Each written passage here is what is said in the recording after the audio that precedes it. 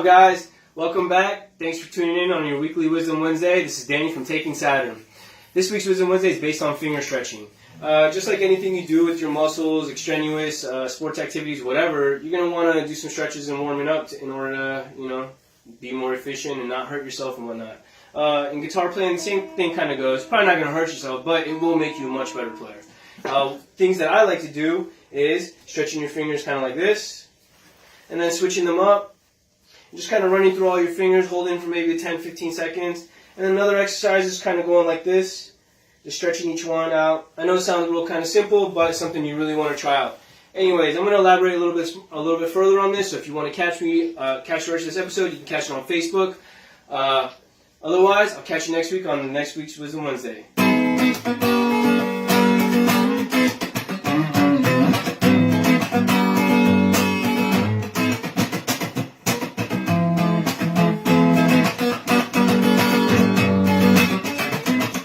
Oh, we're going to air with that joint.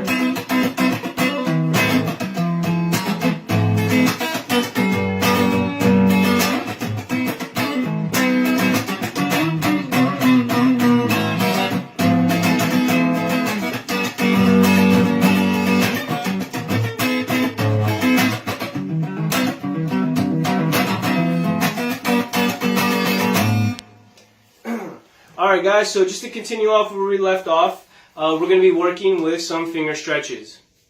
One really good thing in order to do your finger stretching is it helps you to kind of not just develop finger strength or stretch out, but it also allows you to kind of move across the fretboard a little bit easier with a little bit more fluidness. You don't have to stress out as much or stretch out. It just kind of helps you to really be on top of it. I don't do this every time I pick up the guitar.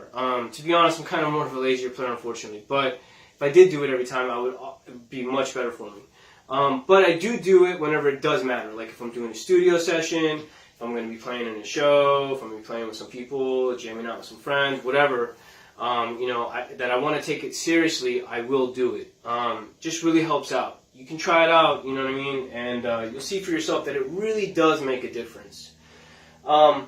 So going back to the actual stretches, what I'm going to do is I'm going to hold each one, each finger for maybe 10, 15, 20 seconds. And so in reality, if you could do more than that, I guess it'd be good, whatever. If it feels good for you, then do it, But I do like maybe 15, 20 seconds on each finger.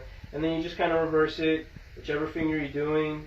You just kind of switch it up and then do the, take it forward, take it backwards.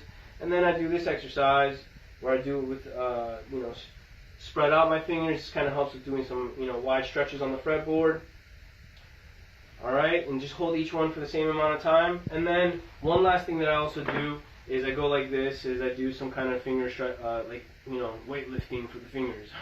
So like what you do is, just kind of keep your fingers close together and just try to pull them apart, get your fingers there and just try to pull them apart and keep them close together with your other fingers and try to spread them apart as much as you can.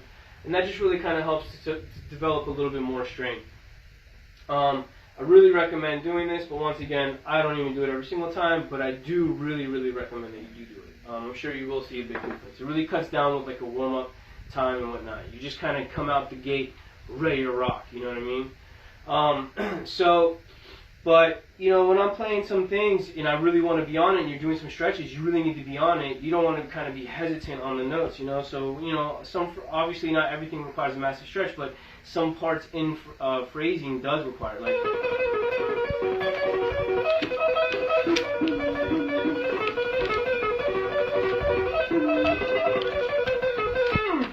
So you can do, different things. Another thing that it kind of helps me with is, to be really on it,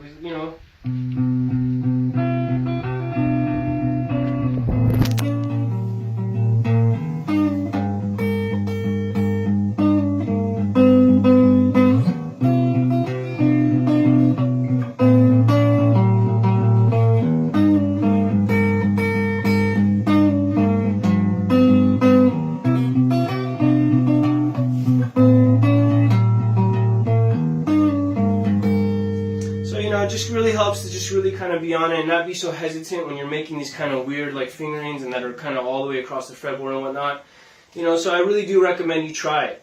I just also want to let you guys know that I'm going to be following up a little bit more with these in-depth more episodes or long, after a little bit longer episodes, kind of to elaborate a little bit further on the actual, lessons, because I feel like sometimes I can't really get the whole message across in this, in such a quick fashion.